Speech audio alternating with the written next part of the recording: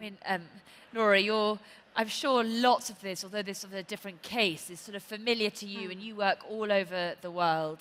I'm just wondering, in a way, your reflections on that experience, what you relate to, the challenges that you hear about. I mean, it's incredibly important, this sort of work, but also when you tell the story of it, it also shows it takes such tenacity, this work as well. You have to persevere because there are often hurdles, and often cases will fall at the first hurdle, and then you have to pick yourself up and try again. But I think essentially what we are both doing, but from very different angles. One is a big firm, one is a charity that is entirely funded by philanthropic donations.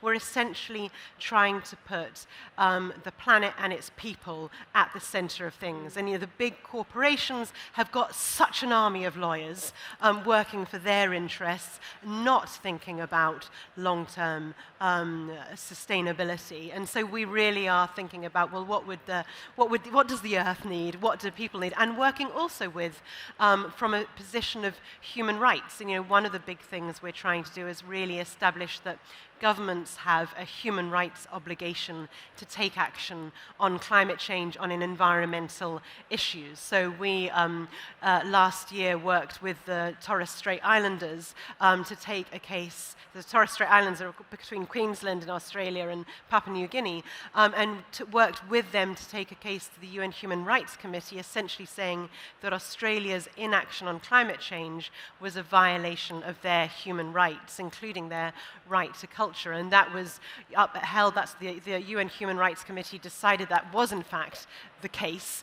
And there are multiple other cases ongoing. You will have probably heard about the Portuguese children at the European Court of Human Rights right now against 33 countries. But also there are other avenues. We've brought a lot of clean air cases, which is all about the right to breathe clean air, the right to a healthy environment. And so there are lots and lots of different angles to really approach this issue and try and drive the change we need. Hannah, if I can jump on it, you mentioned clean air.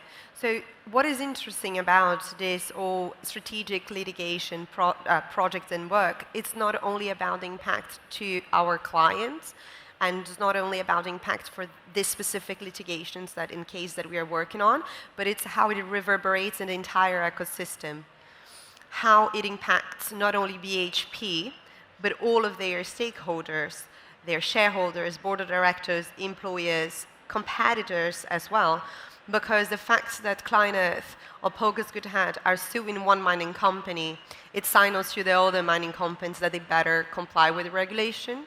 The fact that Clarke OBE is going against one state, it signals to the other states that they should keep up with their promises or targets. And this is about impact.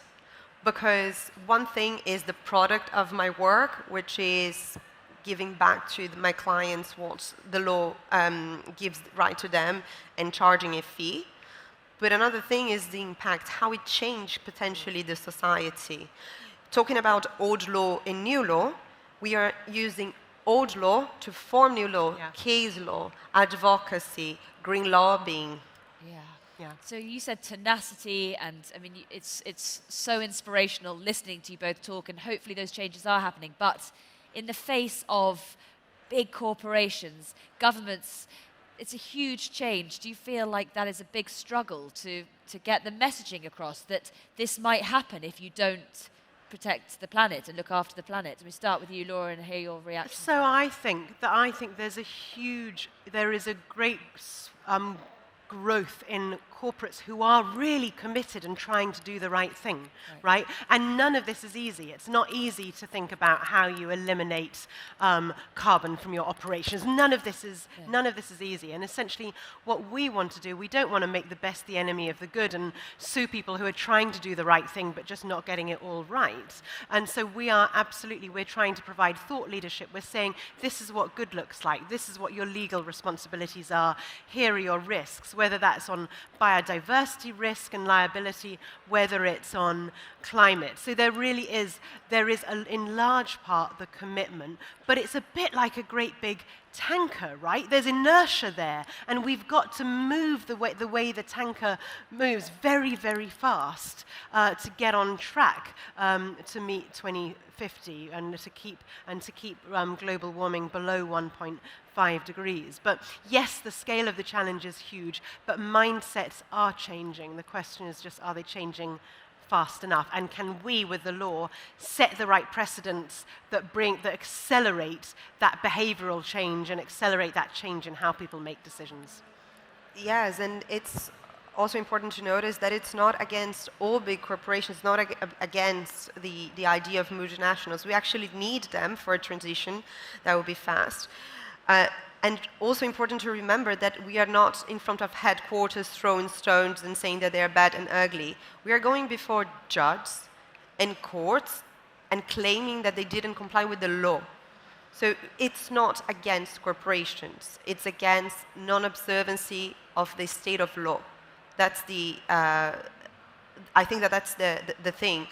And this speech that activists or the climate litigators are against everything that those multinationals stand for, or that we are getting in the middle of their work, is purely propaganda. Again, we are just going against those that are acting unlawfully, and not against them in general, against this specific policy, this specific practice, this specific operation that was not in compliance with the legislation, regulation, or the treaties. Not against the existing of them, of their corporate structures. So, I mean, in a moment, I want to hand over to the audience. I didn't give them nearly enough time in the last talk, and they have great questions. But the messaging isn't just to corporations. The messaging is to clients, is to people who want to know that they have this power to wield, your clients, how they know that they can use this. I mean, because I know you work with people, you're sending people to places to sort of spread that message out there. You can... Absolutely.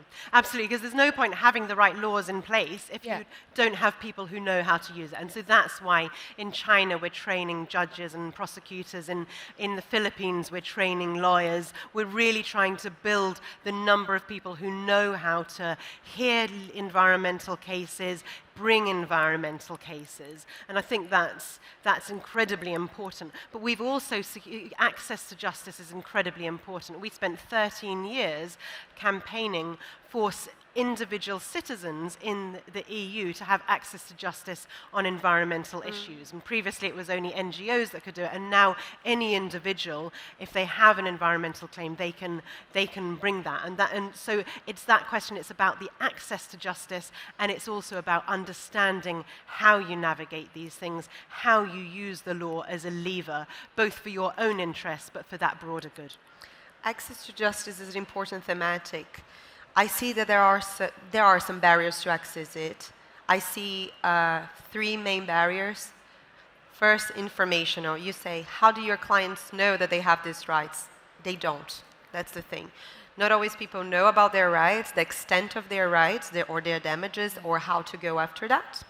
There is a second barrier, which is institutional. Even if you know about your rights, you might not be the pathway to achieve or to reach justice. As Laura just mentioned, up until recently in the EU, individuals were not able to access justice for climate in the EU. And the third one is financial. Even if you know about your rights, even if you have the institutional conditions, what about the funds to do that? For this Mariana case, talking about numbers again, we already spent over 70 million sterling pounds to litigate that. There is no charity that will be able to do that. We as a firm, we would not. We can only do this because we have for-profit investors. And it's important to talk through that, because we need more Queiroz, we need more Pogust Goodhead, we need more institutions, governments, states, civil society to come together to tackle climate change.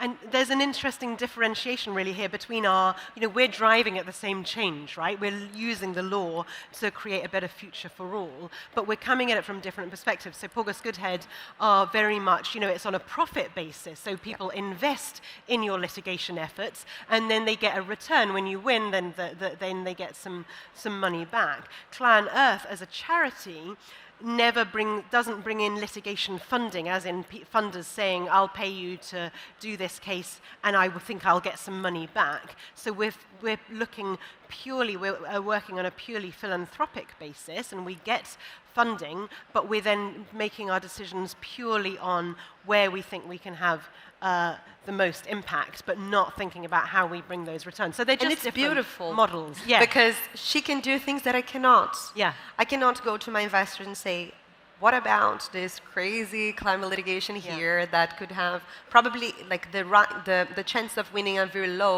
but we will make a buzz on the case law and potentially in the judiciary courts. I cannot. I will not. My investors will not allow. But on the other hand, maybe a case that is more expensive, the charity will not be able to take, and I can go to private investors. So that's the beauty, I would say, to do things combined. Absolutely. So, and then I think the two approaches are complementary, actually, and your pockets are very much deeper than ours. Mine are not. My investors, actually, exactly. we're super indebted, I have to say. I mean, but all our work is done on the basis of donations, both from members of the public, but also philanthropic donations, institutional donors, and none of it works without those that sort of believe in our cause and contribute to our work. So how can people listening help that? How can people advance that, spread the message, help you both? Because we need, I feel like the moral is we need a lot more Lauras and a lot more Annas, but what can people do? So I think it's just really important to understand the power of the law to affect the change we need to see, you know, and you can, if you're interested in Client Earth, it's very easy to go to our website and sign up for our emails and updates, follow us on social media, even contribute if you know good foundations or others that might be interested in supporting us. You know, essentially we are, it's a real David and Goliath thing happening here, and we're called Client Earth because the earth is our client. We do everything we do is for the planet and the people that live on it. And the odds are stacked against us, but I think we are making progress. I was going to say, do you think that David and Goliath will change, is changing the roles, I think switching the roles? I think slowly, but and also there's the power in movements, right? The more awareness there is, the more that, you know, as you bring the legal action, the more that publics everywhere are demanding change. You know, all the behavioral science says it only takes 25% of a population to be actively committed to something to get to that tipping point in terms of, you know, how things operate. And I think the law has got a really important role to play in that, both in terms of changing the behavior of decision makers, but also raising awareness amongst members of the public and voters to drive that change. Thank you very much for the questions. The first time that someone asked me how to help our cause. So spreading our word. So follow us on social media, follow me and Pogust Goodhead on social media, and go after the companies, speak to people, because this is actually what we need and mostly what our clients need. So when we are talking about fishermen, quilombolas, traditional communities in Brazil, various of our clients are living below poverty line. The fact that those corporations have infinite resource to be dragging the litigation for years and years. For the Mariana case, we are talking about 8 years, but we have various other cases just like that. It's very burdensome for them to be carrying that. Even if our investors can, my clients cannot.